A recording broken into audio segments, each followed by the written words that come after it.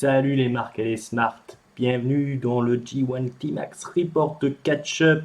Catch Up, le podcast qui transpire le catch. Et oui, beaucoup vous l'ont promis, mais c'est bien Catch Up qui régale. Une review quotidienne du plus prestigieux tournoi de catch au monde, le G1 Climax 28 de la New Japan Pro Wrestling.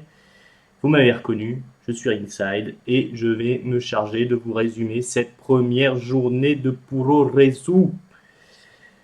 Mais dans un premier temps, faisons le point sur les participants. Vous les voyez là à la garden party, s'ils sont pas beaux dans leurs petits costumes. Donc c'est l'élite du Japon qui est là pour nous divertir. Un bloc A, un bloc B.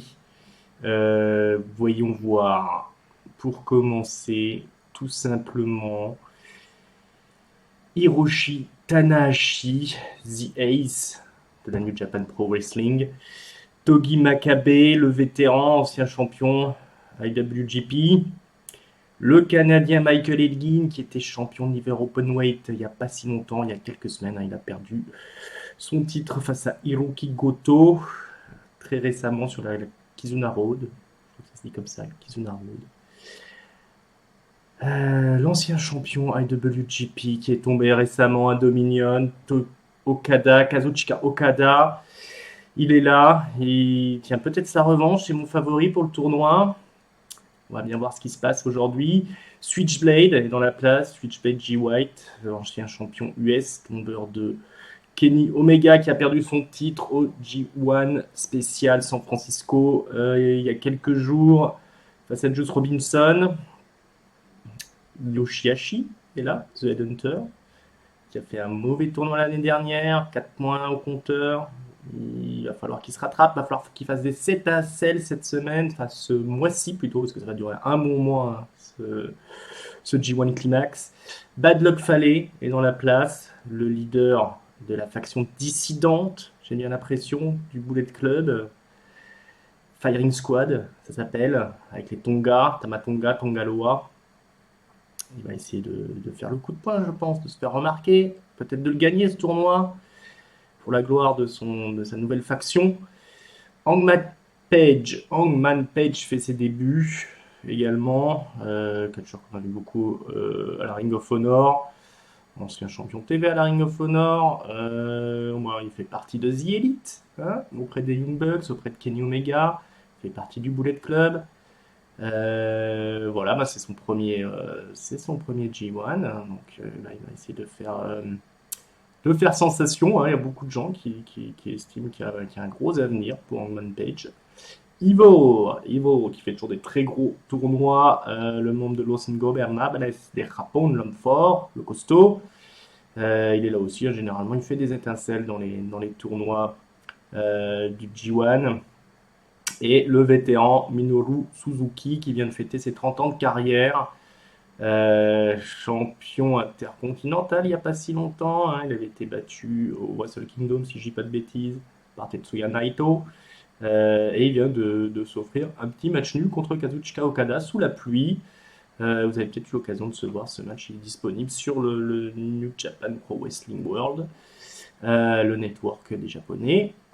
Voilà pour ce qui est du bloc A. On va aller au bloc B. Juice Robinson est dans la place, donc c'est le nouveau champion des USA.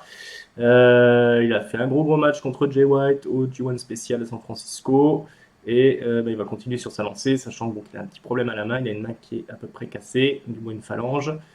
Voilà, on attend du gros spectacle quand même avec Juice Robinson. Hiroki Goto, l'indéboulonnable championnat de Niver, qui a repris son titre là, il y a quelques semaines aussi, quelques jours. Il a piqué à ce bon vieux Michael Elgin. Il est dans la place. Goto fait toujours des bons tournois, lui. Moi, j'aime beaucoup ce petit Goto. Le joyau caché de la New Japan Pro Wrestling, Tomohiro Ishii, est également présent. Il a l'air un peu fatigué, Ishii. J'espère que ça a bien fonctionné pour lui. Il sort d'une lourde défaite contre Minoru Suzuki pour le championnat de la Rev Pro, si je ne dis pas de bêtises, la Revolution Pro, la fédération anglaise. Le rigolo de service, Toru Yano, est toujours là. Il vient toujours faire un petit peu rigoler. jouer un peu les troubles fêtes dans les G1. Le champion Kenny Omega est dans la place. Est-ce qu'il peut gagner le tournoi tout en étant champion? C'est pas impossible. C'est pas impossible. Il est en pleine guerre donc avec la faction dissidente du Bullet Club. Il vient de régler ses comptes avec Cody Rhodes. Cody, tout court. Hein, c'est American Nightmare qui n'est pas là. Il se repose avant All-In. Kota Ibushi. Kota Ibushi, un des favoris du tournoi. L'autre moitié des Golden Lovers avec Kenny Omega. Hein, alors ils sont tag team, ils sont clans, ils sont factions, ils sont amants, allez savoir. En tout cas, il est dans la place, il nous réserve un show prestigieux, je pense, de très bons matchs en prévision avec Ibushi. Tamatonga, le traître, il est là, il est dans ce bloc B. Il avait une bonne pop aux États-Unis, Tamatonga. Je serais pas étonné de le voir débarquer à la WWE, un de ces 4 avec Bad Luck Fale et compagnie. Mais pour l'instant, il va performer dans le bloc B, où on retrouve également Tetsuya Naito, le leader de Los Ingobernables, un des catcheurs les plus populaires au monde, hein, tout simplement, qui est aussi un des favoris du tournoi. Mais il a déjà gagné l'année dernière, alors ça a été peut-être un petit peu délicat de le regagner cette année. À moins que je vous dise des bêtises, c'est bien lui qui l'a gagné l'année dernière. Sanada, l'avenir de la New Japan. Le bras droit de Los Ingobernables, este Japon, le Cold Skull, qui n'a pas d'émotion. Il est là, il est présent. On s'attend aussi à de gros matchs grâce à lui, parce qu'il a tout ce qu'il faut pour sortir du gros catch. Sanada, c'est un très très bon catcheur. L'anglais, le tortionnaire, Zack Sabre Jr., il est dans la place également. Donc ça va donner des prises de soumission dans tous les sens. Est-ce qu'il est favori pour ce tournoi, Zack Sabre Jr.? Difficile. Il a été bien booké, bien costaud, des grosses victoires sur un peu tout le monde. Il a fait taper un peu tout le monde à la New Japan. De là à ce qu'il gagne le tournoi, quand même, c'est délicat. Donc, pour ce qui nous concerne, pour ce 14 juillet, fête nationale s'il en est, bien c'est le bloc A qui nous intéresse évidemment, parce que c'est le 1er janvier, donc le bloc A. Le premier match de la soirée, c'est un petit amuse-gueule. Je vous passe les combats multitag, le retour de Jado si vous voulez savoir, qui était très content d'être là. On va passer juste à ce qui nous intéresse, le tournoi en question. Donc, Togi Makabe affronte Yoshihashi. Donc Yoshihashi, comme vous expliquez, qui doit faire ses preuves, parce que s'il ne fait pas un bon tournoi, je ne suis pas sûr qu'on le revoie au climax l'année prochaine. Togi Makabe, le vétéran, qui a déjà tout gagné à peu près à la New Japan. Évidemment, donc, on a Togi Makabe bien bourrin s'il en est. Le Yoshihashi qui joue de sa vitesse pour essayer de prendre le dessus, il va réussir quand même à surprendre Makabe qui est pas particulièrement affûté en ce moment. Maintenant, tous les efforts de Yoshihashi seront vains puisque c'est bien Togi Makabe qui gagne le match après un Spider German Suplex, ça s'appelle, c'est-à-dire un German Suplex depuis le haut de la 3e corde dans le coin du ring.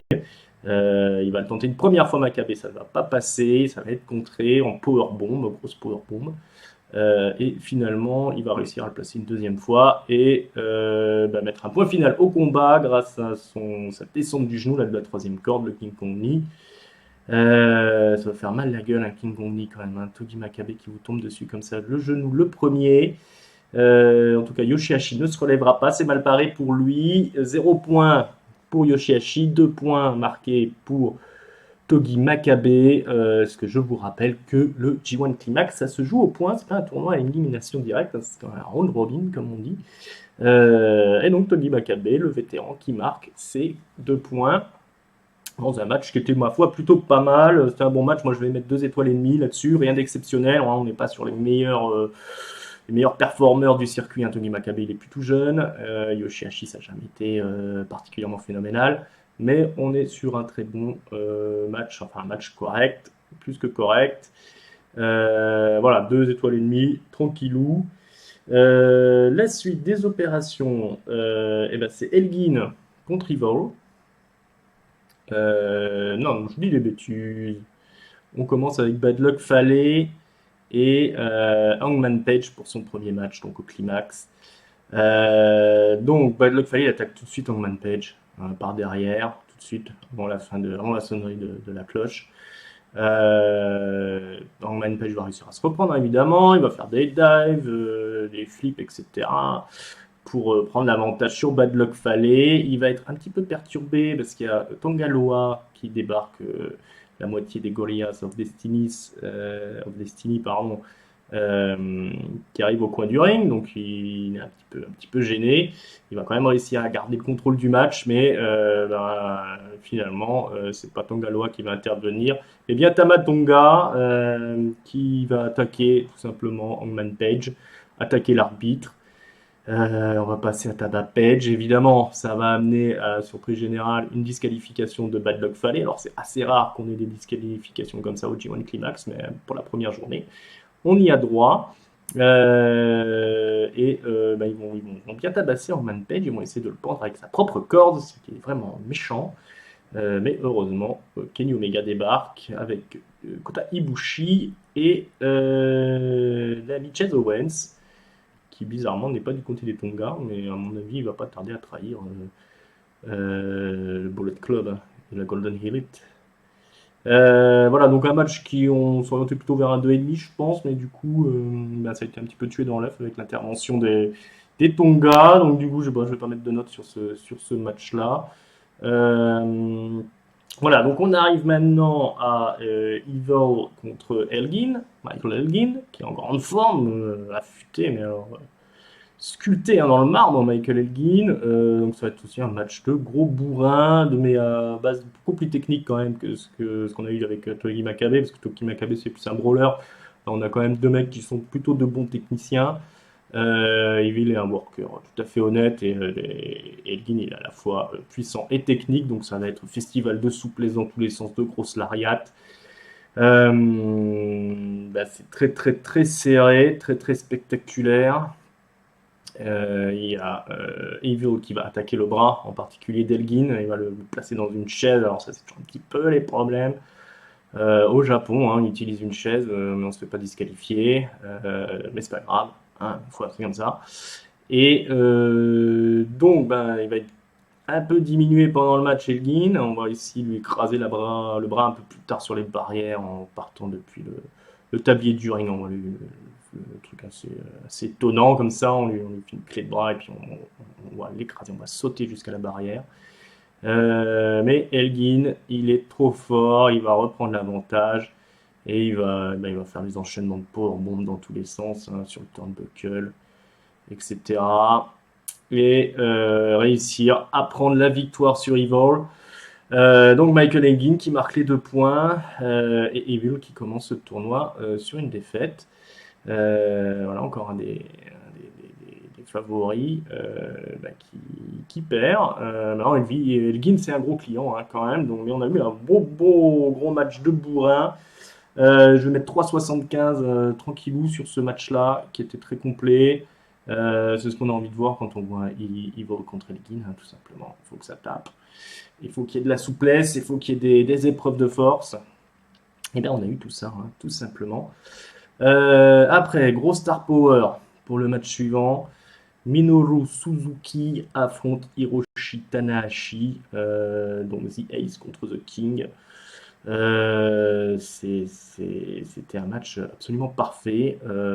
Alors très court, mais efficace et joué à la perfection. On a Minoru Suzuki qui est en grande forme, qui a attaqué direct Tanahashi à coups de claques dans la gueule, de grands coups de pied dans la gueule. Il va en bouffer des claques, Tanahashi, tout au long du match. Il va être prisonnier de prises de soumission plus tordues les unes que les autres, transformé en pretzel, Hiroshi Tanahashi. Mais quand même, Hiroshi Tanahashi, c'est pas n'importe qui. Il va réussir à se relever et il va réussir à placer un Dragon Screw mortifère à Minoru Suzuki. Il va lui péter le genou.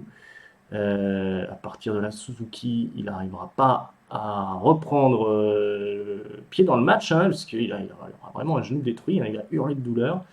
Et ça suffit à Hiroshi Tanahashi pour placer son high five flow et puis prendre la victoire, prendre le tombé de 1, 2, 3. Victoire de Tanahashi. Tanahashi en petite forme, hein, on sait qu'il est pété de partout. Suzuki, 53 ans, est en meilleure forme que lui, visiblement. Mais Tanahashi, il prend ses 2 points et Suzuki, il se mange une défaite assez dure, malgré une belle performance, bien en jambes, hein, Suzuki, très stiff, très impressionnant dans les enchaînements de soumission. Ça prévoit du lourd pour le tournoi, ça prévoit du très lourd. Et on arrive tout doucement, ce qui était le main event de la soirée. Tout simplement, Switchblade Jay White contre Kazuchika Okada. Ah, vous aimez ma prononciation du japonais. Donc, Jay White et Okada, ils sont dans la même faction normalement. Ils sont tous les deux membres de Chaos. Donc, c'est normalement un petit peu un crève-cœur pour eux, mais Jay White a toujours dit qu'il finirait par faire tomber Okada et qu'à la première occasion, ça ne lui dérangerait pas de lui défoncer la tête. Il va pas se gêner ce soir, hein. Ça va être un combat évidemment très technique, très spectaculaire, avec des drop kicks, toutes les souplesses que vous voulez. Switchblade qui va toujours surprendre Okada, mais Okada il est increvable, hein. Il en faut plus pour le tuer. Donc Jay White il va devoir utiliser les grands moyens, c'est-à-dire des low blows, des coups de chaise, et là il va placer son finisher pour la victoire, hein, son finisher sur une tape, donc l'arbitre était sonné, puisque l'arbitre va être sonné à un moment donné. Évidemment, un petit rêve bum des familles, c'est assez rare à la New Japan de terminer un match comme ça, mais ce sera le cas pour ce soir. Kazuchika Okada, il se relèvera pas de tout ça, et c'est bien Jay White qui gagne. Un moment dans le match d'ailleurs, suite à un ref bump, Okada n'arrivera pas à capitaliser sur son Rainmaker, hein, ce cordalage, il arrivera à faire le tomber sur l'ami Jay White, mais l'arbitre ne pourra pas compter, il sera dans les pommes. Donc à la surprise générale, victoire de Switchblade, Jay White qui prend le micro et qui fait une promo et qui annonce que désormais c'est son chaos. Ça indique qu'il emmerde tout le monde déjà, allez tous vous faire foutre. Désormais c'est mon Kazuchika Okada, c'est mon chaos, ce sera mon G1 Climax. C'est le putsch de Jay White sur Kazuchika Okada. Dans un match qui était plutôt bien cool, 3,75 je mettrais.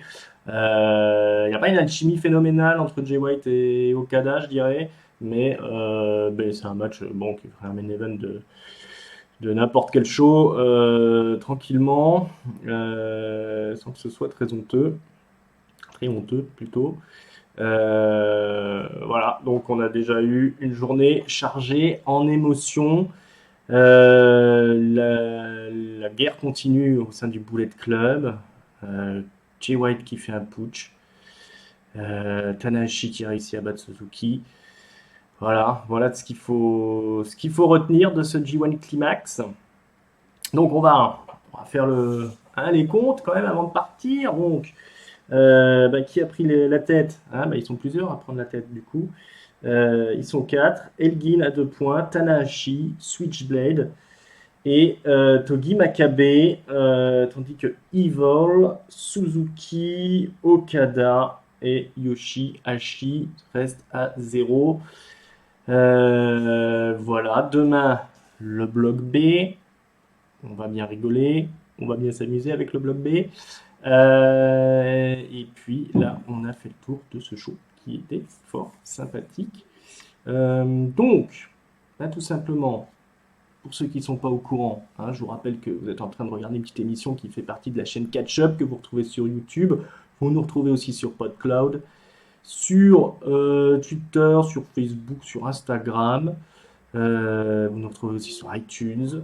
Donc, dans la description, vous trouverez comment nous trouver, et vous pourrez aussi, si vous allez sur la cloche, vous faire alerter, mais ça vous pourrez le faire que si vous vous abonnez. Et ce qui est bien, c'est que si on s'abonne, c'est gratos. Et comme ça, on est alerté dès qu'il y a quelque chose qui sort.